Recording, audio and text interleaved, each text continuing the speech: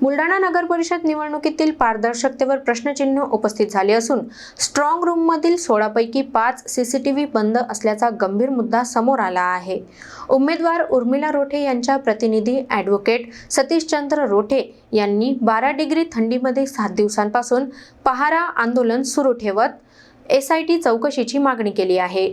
बुलढाणा नगर परिषदेसाठी अलीकडेच झालेल्या मतदानानंतर स्ट्रॉंग रूम सुरक्षिततेवर गंभीर प्रश्न उपस्थित झाले आहेत। स्ट्रॉंग रूम मध्ये बसवलेल्या 16 पैकी 5 सीसीटीव्ही कॅमेरे बंद असल्याचे समोर आले असून परिसरातील लाईट वारंवार खंडित होत असल्यामुळे शंका अधिक गडद झाली आहे। जनरेटर सुरू होण्यास लागणारे 5 मिनिटांचे अंतरही महत्त्वाचे फुटेज नष्ट होण्याची शक्यता निर्माण करते।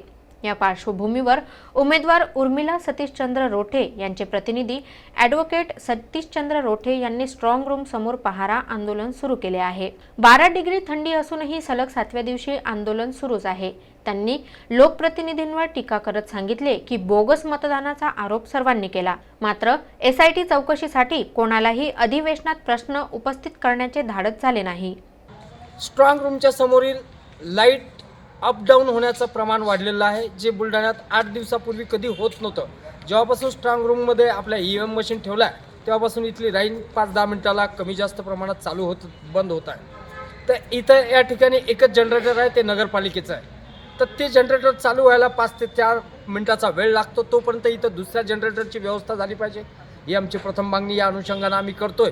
तर CCTVचा जो डिस्प्ले या ठिकाणी लावण्यात आलेला आहे त्याचं 21 डिसेंबरपर्यंत स्टोरेज टिकेल का, तेवढा डाटा तेवढी हार्ड डिस्क आपल्या प्रशासनाकडे आहे का, याची चौकशी होणे क्रमप्राप्त आहे। रोठे यांनी स्ट्रॉंग रूम मध्ये जायमर बसवण्याची, दुसरे जनरेटर ठेवण्याची आणि CCTV दुरुस्त करण्याची तातडीची मागणी केली आहे।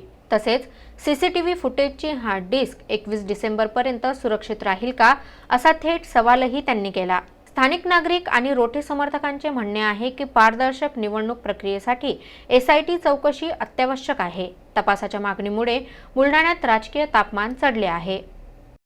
CCTV कॅमेरे लावलेले आहे 11, त्यामध्ये 5 कॅमेरे हे बंद आहेत आणि ते जे CCTV कॅमेरे त्यांचं स्टोरेज 21 तारखेपर्यंत राहिलं पाहिजे, अशी आमची मागणी आहे।